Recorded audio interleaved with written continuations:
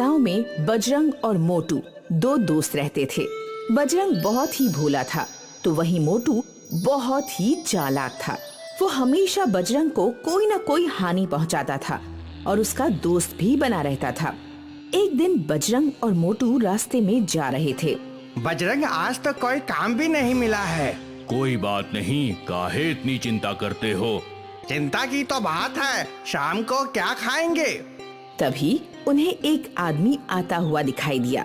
बजरंग, मेरे पास एक काम है, अगर तुम कर लो तो।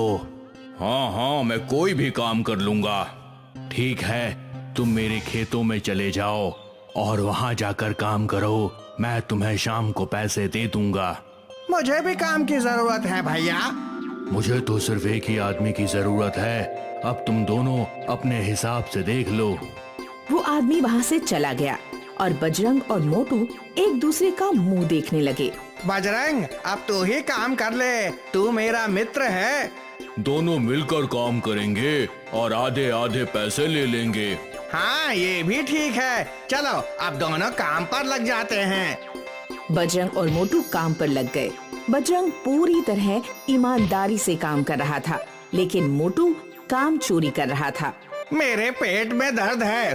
कोई बात नहीं, तू आराम कर ले, मैं ये सारा काम कर लेता हूँ। मोटू आराम करने लगा और बजरंग अकेला ही काम कर रहा था। बजरंग बीज बोने के लायक बना रहा था और फावड़े से मिट्टी को हटा रहा था। तभी उसका फावड़ा एक मटके में जाकर लगा और उसने देखा कि वहाँ एक मटका है।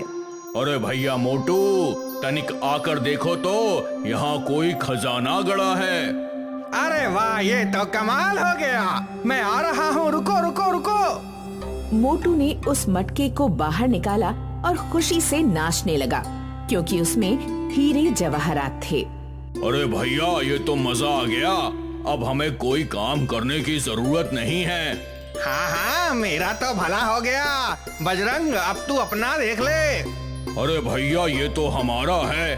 चल चल, तेरा इसमें कुछ नहीं है, ये तो मैं अपने घर ले जाऊंगा।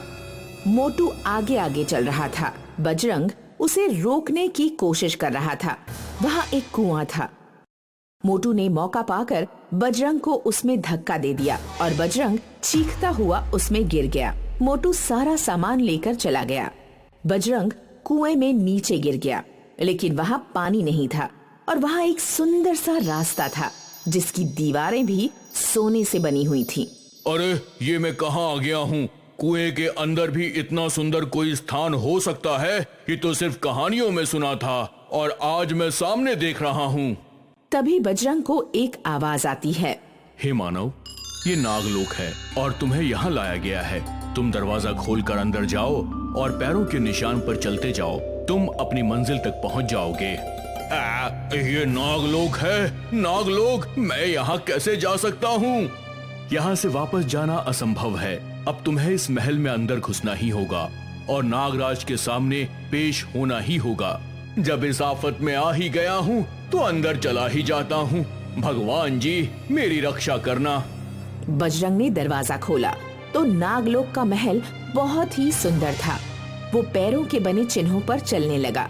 जहाँ दरबार में नागराज पहले से ही बैठा था, सिपाही भी वहीं खड़े थे। वो लोग बजरंग को देखकर पहचान गए कि ये मानव है। हम अपने लक्ष्य में कामयाब हो गए। आखिर कोई मानव भूलोक से यहाँ नागलोक में आ ही गया। शायद अब सब सही हो जाएगा। नागराज, मुझे वापस जाना है। मैंने तो आपका कुछ नहीं बिगाड़ा। अब तब यहाँ से वापस नहीं जा सकते। लेकिन क्यों नागराज? तुम्हें नागलोक का एक रहस्य सुलझाना होगा। अगर तुम वो सुलझा देते हो तो हम तुम्हें वापस भूलोक भिजवा देंगे। नागराज, मैं तो मंद बुद्धि हूँ, मैं कैसे कोई समस्या सुलझा सकता हूँ? नागलोक में एक साधारण कन्या ने जन्म लिया था। हम उसे भूलोक उसके अपने लोगों के पास भेजना चाहते थे, लेकिन उससे पहले ही वो पत्थर की बन गई। हमारी कोई भी शक्ति इस पर काम नहीं कर रही है क्योंकि इसको जादू से बनाया गया है। अब उस जादूगर को ढूंढकर इसे वापस जीवित कन्या बनाना है। ठीक है महाराज। बजरंग को एक कमरा दे दिया गया और वो उसमें आकर उदास बैठ गया। हे भगवान, वहाँ शाम तक 200-300 रुपए कमाकर आराम से अपना गुजारा कर रहा था, लेकिन तुमने मुझे ये किस मुसीबत में फंसा दिया है। मैं कैसे खोजूं उस जादूगर को? बजरंग इसी चिंता में चुपचाप सो गया। अगली सुबह बजरंग उठा और नागलोक में घूमने निकला। वहाँ सभी के घर बने हुए थे और सभी सांप, नाग और उनके बच्चे अपने अपने कामों में लगे थे। बजरंग एक कन्या की मूर्ति के पास पहुँचा और उसे ध्यान से देखा। इतनी सुंदर कन्या का कैसे कोई ये हाल कर सकता है? मुझे कुछ तो करना ही होगा। बजरंग ने एक सिपाही से मुनादी करा दी। भूलोक से एक बड़ा जादूगर आया है और वो नागलोक के सभी जादूगर को चुनौती दे रहा है कि अगर कोई उससे बड़ा जादूगर पाया जाता है तो पूरी पृथ्वी लोक उस जादूगर को दे दी जाएगी। ये सुनकर नागलोक के जादूगर इकट्ठा हो गए। मैं ही वो जादूगर हूँ और भूलोक से आया हूँ। मैं तुम सबको चुनौती देता हूँ कि तुम मुझे हरा नहीं सकते, इसलिए एक एक करके आओ और अपना करतब दिखाओ।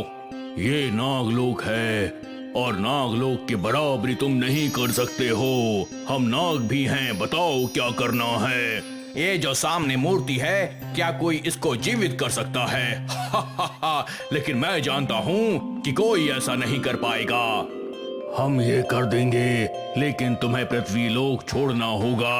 हाँ, मुझे ये शर्त मंजूर है। नागलोक के सारे जादूगर के दिल पर ये बात लग गई और उन्होंने अपनी अपनी शक्तियों का उपयोग शुरू किया। लेकिन आखिर में एक जादूगर जो सबसे पीछे खड़ा था, उसे भी पृथ्वीलोक के सिंहासन का लालच आ गया। मुझे भी इसमें भाग लेना चाहिए, क्योंकि इसको कैसे जीवित किया जाएगा मैं ये बात अच्छे से जानता हूँ। अब मुझे आगे आना होगा। मुझे ये चुनौती स्वीकार है। बाकी सभी अपना अपना जादू आजमा कर देख चुके थे, लेकिन कोई भी सफल नहीं हो पाया। तभी आखिरी जादूगर ने कोशिश की और वो सफल हो गया। वो कन्या जीवित हो गई। देखो, मैंने ये कर दिखाया। अब मुझे पृथ्वीलोक का सिंहासन सौंप दो। लेकिन तुम तो एक सांप हो, हम तुम्हें पृथ्वीलोक कैसे दे सकते हैं? धोखा, धोखा, मेरे साथ बहुत बड़ा धोखा हुआ है। मैं वापस इस कन्या को मूर्ति बना दूंगा। जादूगर का असली चेहरा सभी के सामने आ चुका था। उसे सिपाहियों ने तुरंत गिरफ्तार कर लिया और नागराज के समक्ष पेश किया। नागराज, यही है वो जादूगर जिसने मानव कन्या को पत्थर बनाया था। तुमने ये काम बहुत ही समझदारी से किया है। मैं तुमसे बहुत खुश हूँ। ये कन्या पृथ्वीलोक में जाना चाहती है ताकि इसे इसके अपने मिल सकें और इसका किसी मानव से विवाह हो सके। धन्यवाद बजरंग, तुम्हारी वजह से मैं फिर से जीवित हो गई। बजरंग, क्या तुम कन्या से विवाह करोगे? जी नागराज, मैं तैयार हूँ।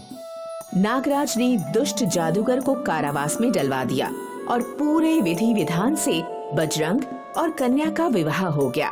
नागराज ने दोनों को बहुत धन दिया और उन्हें वापस पृथ्वी लोक भिजवा दिया। बजरंग और कन्या दोनों अपने गांव पहुंच गए। उनके हाथों में बहुत सारा धन था। मोटू कंगाल बैठा था। बजरंग को देखकर वो हैरान हो गया। तुम जिंदा हो? हाँ, धन्यवाद भैया, ये सब तुम्हारी वजह से ही हो पाया है। देखो, साथ में विवाह करके लाया हूँ और इतना धन भी मिला है। मुझे जो मटका मिला था उसके अंदर का सारा सोना कोयला बन गया, लेकिन तुम्हें कुएं के अंदर ये सब कैसे मिला? बजरंग ने मोटू को सारी बात बताई। मोटू बिना कुछ बोले ही वहाँ से कुएं की तरफ दौड़कर चला गया और उसने कुएं में छलांग लगा दी। लेकिन इस बार कुएं में कोई रास्ता नागलोक नहीं जा रहा था, बल्कि उस कुएं से मोटू सीधा यमलोक पहुँच गया।